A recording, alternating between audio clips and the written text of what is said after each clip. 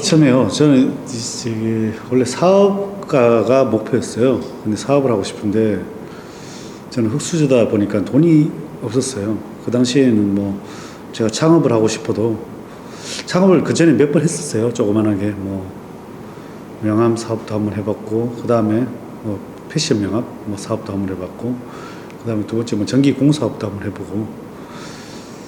그래서 실패를 했는데 좀 자금이 좀 있어야 되겠다, 현금이 좀 있어야 되겠다 생각을 하고, 한 사업 미천으로 한 10억은 있어야 진짜 사업을 제대로 된 사업을 할 수 있겠다, 내가 할 수 있는 사업을 할 수 있겠다 싶어서 일단 사업 미천을 마련해 보려고 하니까, 일단 뭐 제가 흙수저다 보니까 집에서는 돈이 없고, 뭐 친구들한테 빌리려고 해도 뭐 10억, 그 당시에 다 친구들이 학생이었거든요. 학생이다 보니까 돈은 없고, 그러다 보니까 제 같은 경우에는 주식 투자를 해서 한번 해볼까, 한번 불려볼까 이런 생각을 했어요. 왜 그런 생각을 했냐면, 제 부친께서 제가 어릴 적부터 주식 투자를 하셨는데 맨날 깨먹었어요. 맨날 특히 주식 투자를 망했어요. 그리고 자주 실패를 하다 보니까 맨날 가정 불화가 좀 심했어요.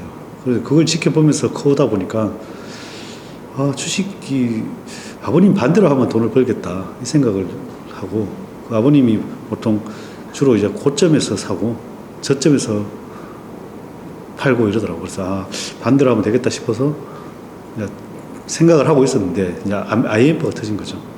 IMF가 터진 걸 보고, 터지고 거의 뭐 200대 거의 최저점이었는데, 그때 기사에서 막 자살하는 사업 많이 나오고 또 나라가 망한다는 얘기가 나오더라고요. 그래서 그때 저는 이제 불현듯 이 나라 망하겠어 이런 생각으로 그냥 거기에 가서 그냥 객장을 찾아갔죠. 그 당시에 이제 뭐 이렇게 뭐 아르바이트 월급에서 모아둔 돈이 500만 원 있었어요. 그걸로 이제 객장을 찾아가서, 그 당시에는 다 수기로 적어서 이렇게 주문을 넣거든요. 수기로 적어가지고 주문을 넣어서, 그때 이제 공부를 한 거는 있었어요. 공부를 한 게 뭐냐면은 신문지 하나 딱 펼쳐가지고 종목을 잘 검색을 하다 보니까 앞으로 세상이 어떻게 바뀔 것인가 이렇게 고민하다 보니까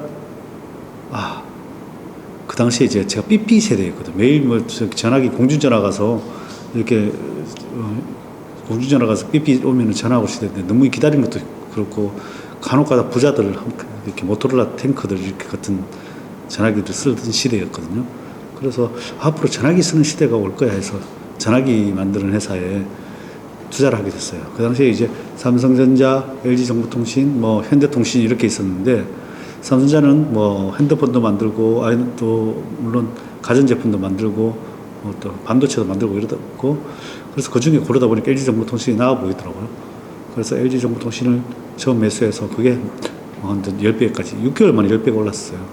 그 다음에 이제 전단지를 봤어요. 제가 장애 주식이었는데 KTF를 이렇게 뭐 장애 가격 뭐 7,000원에 살 수 있다는 전단지를 보고 그 당시에 또 생각을 한 거죠. 앞으로 그 당시 SK텔레콤이 100만 원인데 이 통신에서 하나만 생길 게 아니라 여러 군데가 더 생길 거고 이익이 많이 나겠다 생각이 들어서, 그때 그냥 막연한 생각에 그때 SK텔레콤이 100만 원이었거든요. 이거 뭐 KTF면 50만 원 가겠지 이런 생각으로 그 당시에 7,000원 하니까 바로 그 전단지를 보고 전화를 했죠. 이거 좀 살 수 있냐고 그랬더니만, 그때는 사실 이게 좀 어떻게 보면은 막연한 뭐 이렇게 좀 어떻게 무식했는지도 몰라. 왜냐하면 이 장애에서 돈 주면은 주식이 이렇게 입고가 된다는 그걸 믿을 수는 없잖아요. 가짜일 수도 있고. 그래서 그래도 믿고 한번 돈을 이체했더니만 주식이 입고가 됐어요. 그래서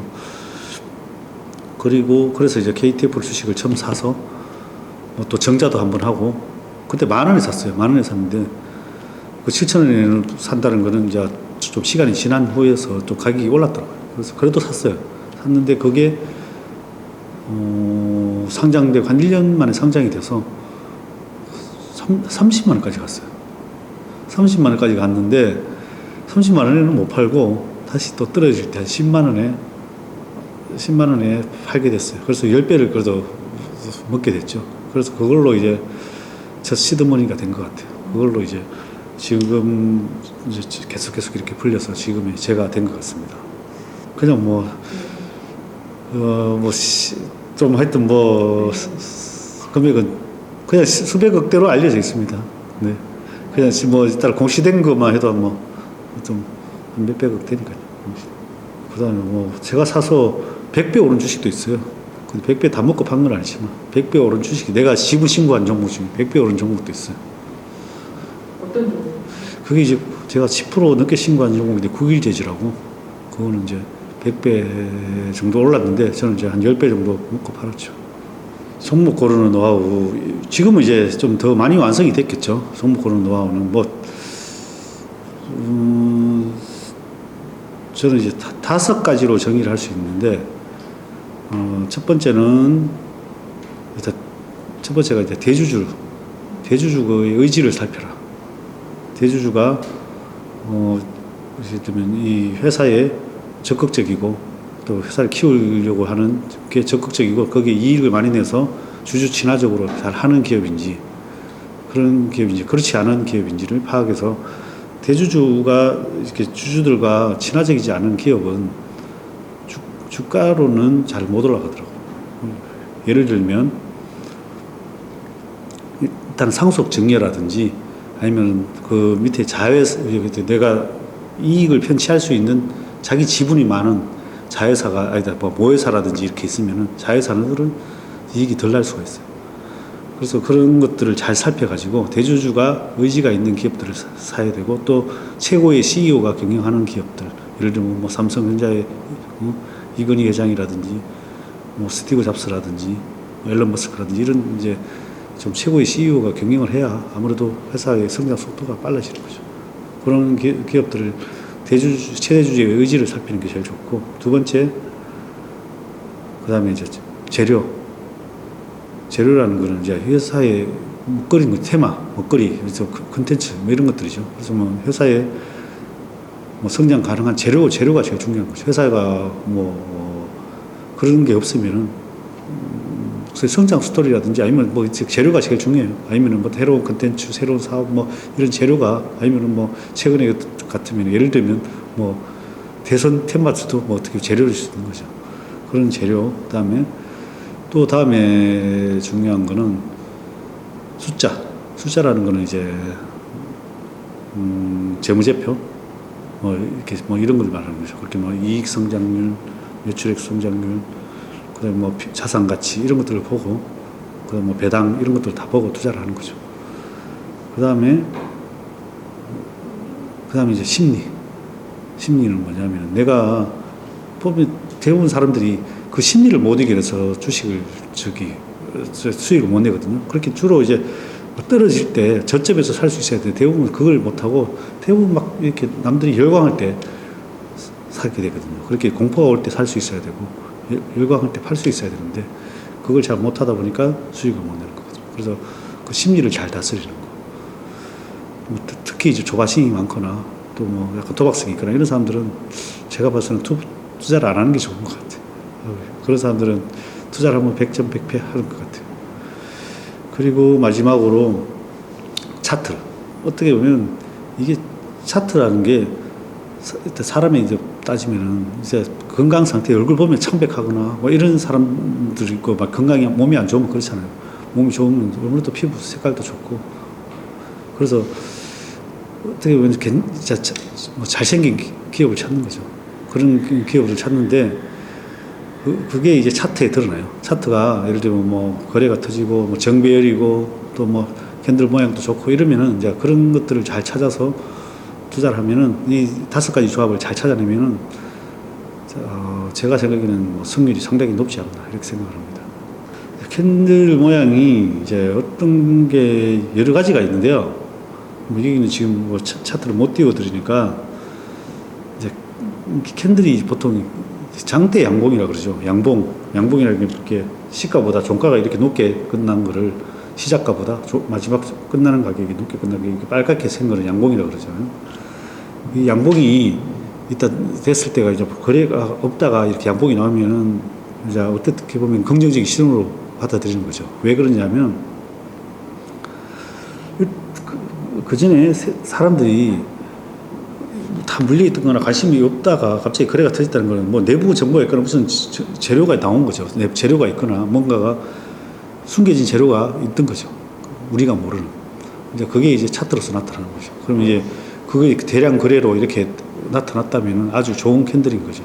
예를 들면 이제 도찌형이라고 이게 십자형으로 이렇게 나오는 캔들이 있어요. 십자형으로 이렇게 나오는 거는 왜 이렇게 나타나냐면 주가가 계속 이렇게 하락하다가 일정 기간이 되면 딱 이렇게 십자형 캔들이 나와요. 이 십자형 캔들이 나오면 매수 매도에가 힘의 균등이 생기는 거예요. 그러면 이제 팔 사람과 살 사람의 딱 이제 어떻게 보면 팔 사람도 서로 이제 균형점이 맞춰지는 거죠. 그러면 어디로 갈지 이제 모르겠다. 그러나 이게 갑자기 떨어지다가 이렇게 정지된 거는 올라갈 가능성이 좀 많다. 이렇게 눈여겨보는 거죠. 근데 만약에 이게 또 떨어지면은 밑으로 가는 거죠. 힘의 균등에서 밀린 거니까. 그 힘의 균등점을 딱 찾아서 거기서 예를 들면 다음에 양봉이 하나 나타났다. 그러면은 양봉이 하나 나타났다. 이러면은 그거는 상승 전환 패턴으로 보는 거죠. 그 다음에 또 예를 들면 이렇게 계속 이렇게 하락하다가 그럼 그 전날에 뭐 음봉이 이렇게 하나가 나왔어요. 음봉이라는 게 파란색, 시가보다 종가가 낮은 거 이렇게 파란색 캔들 속에 그보다 더 큰 양봉이 이렇게 큰 게 하나 감싸네요. 그러면 이 양봉이 감싸는 거를 이거 상승 장악형이라고 해요. 상승 장악형인데 이걸 그 전에 이렇게 하락하던 여기 이게 뭐 예를 들면 거래가 터질수록 더 좋아요. 밑에 거래가 이거를 장악해서 양봉이 나타났다는 거는 이게 상승을 바로 전환할 수 있는 패턴이다. 그렇게 판단하는 거고, 그 다음에 이제 뭐 또 하나 더 알려드리면,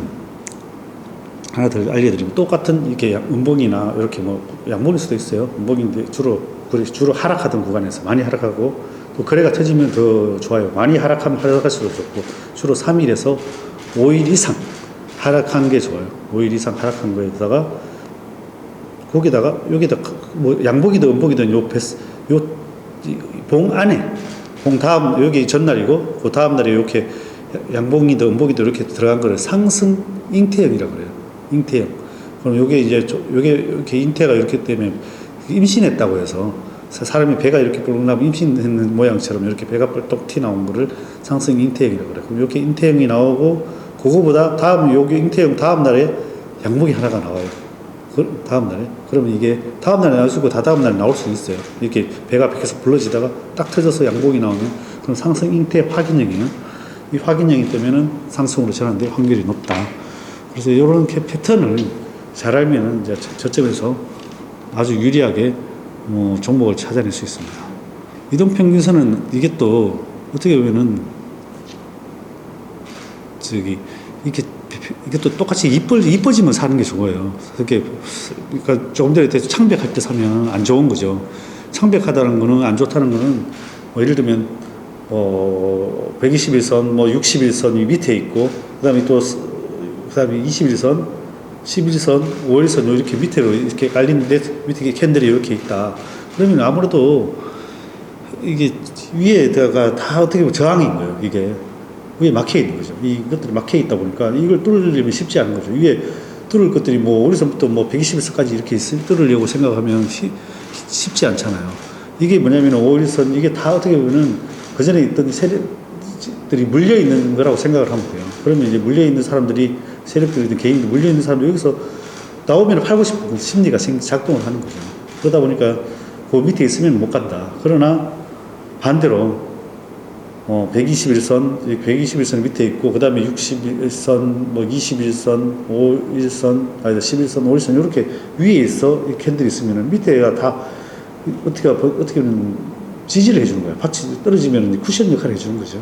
쿠션 역할을 해주다 보니까, 뭐 스프링 같은 역할을 해주다 보니까, 이런 지지선이 많은 걸 투자하면은 아무래도 좀 안정적으로 투자할 수 있는 거죠. 그래서 일단 정배열인 게 아무래도 투자하기에는 수익은 좀 아무래도 좀 높게 산 거잖아요. 밑에서 산 거보다 역배열이 사는 거보다 높게 사지만 안정권에서 살 수 있다는 거죠. 그래서 정배열인 종목을 사는 게 일반인들은 좀 더 안정권에서 살 수 있다.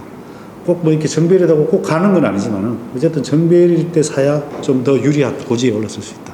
그리고 좀 더 빨리 어떻게 보면은 올라갈 수 있는 거죠. 근데 대부분 역배열을 살 때는 이게 언제 올라갈지 몰라요. 언제 올랐지 모르다 보니까 그런 것들은 주로 이제 캔들을 참고하시면 좋죠. 좀 전에 예를 들면 양봉이 이렇게 나오면 좋은 긍정적인 신호라 그랬잖아요. 이 양봉일 때 이 거래량도 보통 수반되는 경우들이 많아요. 그럼 거래량이 보통 이렇게 밑에서 여기 이렇게 있다가 갑자기 거래량이 이렇게 똑같이 한 보통의 평균 거래량의 100% 이상 급증하는 때가 많아요. 100% 이상 급증하면서 그러면 이제 그게 뭐냐면은 그 전에 있던 물량들을 누군가가 다 잡아먹었다는 거예요. 다 잡아먹었다는 거는 이제 기존에 개인들이 물려있던 것들을 누군가 세력이나 관계자나 회사 내부 관계자나 이런 사람들이 위로 올리면서 다 샀다는 거예요. 위로 올려서 샀든 아니면 떨어지면 샀든 이렇게 흔들면서 샀다는 거예요. 사면은 그 거래량으로서 이제 뭔가 긍정적인 뭐가 있구나. 그걸 판단하는 거죠. 그렇게 그걸로 이제 우리는 이제 세력의 힘을 파악하는 거죠. 세력의 힘이라는 게 뭐 꼭 뭐 작전하는 세력일 수도 있지만은 뭐 회사 관계자일 수도 있고, 그다음에 뭐 기관일 수도 있고, 외국인일 수도 있고, 이것들을 비싸게라도 사주겠다 이거예요. 그러면 더 비싸게 가는 걸 더 할 수 있다고 생각하고 비싸게 사는 거잖아요. 비싸게 사면서 거래량도 막 일으키는 거잖아요. 거래량을 일으켜서 야 기존에 물렸던 사람들 다 팔아, 내가 다 사줄게. 그거는 이제 아주 긍정적인 신호를 해석할 수 있습니다. 반대로 올랐을 때 주가가 이렇게 올랐을 때 거래가 막 터지는 것들은 많이 올라서 그거는 약간 부정적으로 봐야 됩니다. 왜냐하면 많이 올랐는데도 거래가 왜 터집니까? 그 좋은 재료 올라갔는데도 계속 거래가 터진다는 거는 누군가가 팔고 있다고 봐야 됩니다. 물론 이제 주로 음봉이 나오면서 파란색 음봉이 나오면서 이렇게 대량 거래가 터진다면 거의 확실한 신호고, 그렇지 않고 양봉이 나오면서도 팔 수도 있거든요, 세력들은. 그러니까 양봉이 나오면서도 거래가 터질 때는 이제 올라가서 특히 많이 올라갔을 때 이렇게 특히 막 이렇게 가파르게 올랐을 때 그런 거래량이 나오면 거래량이 많이 나오면 조심해야 됩니다. 보조지표는 제가 세 가지 보조지표를 주로 활용하는데요. 스톡캐스트하고 그 다음에 심리도하고 그 다음에 이격도를 주로 활용해요. 스톡캐스트는 제 같은 경우에는 뭐 설정 자체를 한 14일, 5일, 3일 이렇게 설정을 해서 이게 과열권에는 주로 이제 80 이상에서 이렇게 넘어가서 이렇게 이게 제 같은 경우에는 80 이상, 20 이하 이렇게 보통 지표 설정하면 그렇게 나올 거예요. 그럼 이게 차트가 이게 오실레이트 차트라고 그러나 이렇게 선이 이렇게 선 차트가 이렇게 80 이상이 되면, 80 이상이 되면은 이렇게 빨간색으로 들어와요. 빨간색으로. 이렇게 80 이상으로 들어가면 과열권이거든요. 이 과열권에 들어올 때는 일단은 매도를 고려해야 되는 거고, 매도를 고려하면서 제 같은 경우에는 일부 매도할 수도 있어요. 일부 매도할 수도 있는데, 여기 과열권에 들어갔다가 이렇게 하락할 때는 더 파는 거죠. 이렇게 하락하는 구간에 주로 이제 오히려 고점을 찍고 내려올 때가 많다. 이게 이제 스토캐스틱 활용법이고, 반대로 여기 20 이하로 이렇게 떨어졌다가 20 이하로 떨어질 때는 이제 침체권이에요. 침체권에서는 우리 주로 이제 매수를 해야 되는데, 매수를 시작을 하는 거죠. 시작을 하다가 이렇게 다시 탈피를 할 때 더 사는 거죠. 오히려 더 사는 거고, 이렇게 탈피를 할 때. 그래서 이제 그거는 이제 스토캐스틱은 그렇게 활용하시면 되고, 이제 두 번째 보조지표 중에 이제 심리도는 이게 상승 일수로 계산하면 돼요. 상승 일수로 10번 중에 며칠 올랐냐 이거예요. 사람의 심리라는 게 10번 오르면은 사람들이 심리적으로 너무 많이 올랐다 해가 팔고 싶은 생리가 생긴다는 보시면 돼요. 그래서 이제 과열 구간이냐 침체 구간이냐 확인하는 거는 이게 과열 구간일 때는 75 이상, 아까 똑같아요. 75 이상이면 과열 구간으로 확인하고, 요게 또 25 이하면은 이건 뭐 설정 따로 안 하셔도 돼요. 그냥 75 이상, 그 다음에 75 이상이면 과열 구간, 25 이하면은 침체 구간이에요. 근데 그럼 어때 매수하냐? 이렇게 과열 구간에 들어갈 때 뭐 조금씩 매수를 하고, 그 다음에 과열 구간에서 벗어날 때, 매도를 하고, 과열 구간에서 벗어날 때 오히려 더 많이 매도를 하고, 그 다음에 또 침체 구간에서는 침체 구간에 들어가면 조금씩 매수하다가 침체 구간에 벗어날 때 더 많이 매수하고, 이런 전략을 펴고 있고, 이게 잘 안 맞을 수는 있어요. 그래서 보조지표를 한 두세 개를 같이 써야 좀 이게 더 확률이 높아져요. 한 개만 대입할 때는, 왜냐하면 그걸 뚫고도 계속 가는 경우도 많고, 이게 안 맞을 때가 있어요. 그래서 보조지표를 두세 개를 병행하시면은 더 확률적으로 더 유리하다. 그래서 저는 이제 뭐 세 가지를 보고, 그 다음에 이격도는 뭐냐면, 주가와 상관관계라고 보시면 돼요. 예를 들면 강들의 코스톨라니가 이렇게 강아지와 산책하면서 주가와 강아지와 비교한 그게 있거든요. 주가가 강아지가 이렇게 밖에 산책 나가는데 산책 나가는 동안에 거리가 너무 벌어지면 집에 갈 때 되면 다시 돌아온다 이거죠. 얘기하는 자기가 혼자서 막 돌아다니다 왔다 주인하고 붙었다가 왔다 갔다 결국은 집에 갈 때 되면은 주인 딱 꽁무니에 따라붙는다는 거죠. 그래서 주가도 똑같은 것 같아요. 그렇게 주가가 급등락했다가 결국은 또 이동평균선에 붙었고 또 올라갔다가 붙었다 갔다가 올라갈 때도 그냥 올라가진 않고 이런 걸 반복하면서 올라간단 말입니다. 내 떨어질 때도 마찬가지고. 그리고 회귀 본능이 있는데 그래서 이거를 이제 이격도를 활용하는 거는 이격도라는 거는 이제 주가가 얼마나 그 이동평균선가 많이 벌어졌냐 이 뜻이에요. 그럼 이제 예를 들면 우리 21선으로 설정을 했을 때 21선을 설정을 해요. 21선을 설정을 해서 21과 얼마나 이격이 벌어졌느냐 그걸로 판단해서 제 같은 경우에는 105 이상을 과열 구간 그 다음에 95 이하를 침체 구간으로 봐요. 그럼 이제 105에서 이제 과열 구간에는 어쨌든 과열 구간이면은 어쨌든 이제 매도를 고려해야 돼요. 너무 많이 벌어졌어요. 또 침체 구간에서도 매도를 고려해야 되고 이것도 똑같이 105 이하면은 좀 더 적극적으로 매도를 해야 되고 그 다음에 95 갔다가 다시 위로 올라올 때 또 적극적으로 매수를 고려해야 되는 거예요. 그래서 이걸 세 가지를 병행해서 사용하시면 아주 뭐 환상적인 궁합입니다.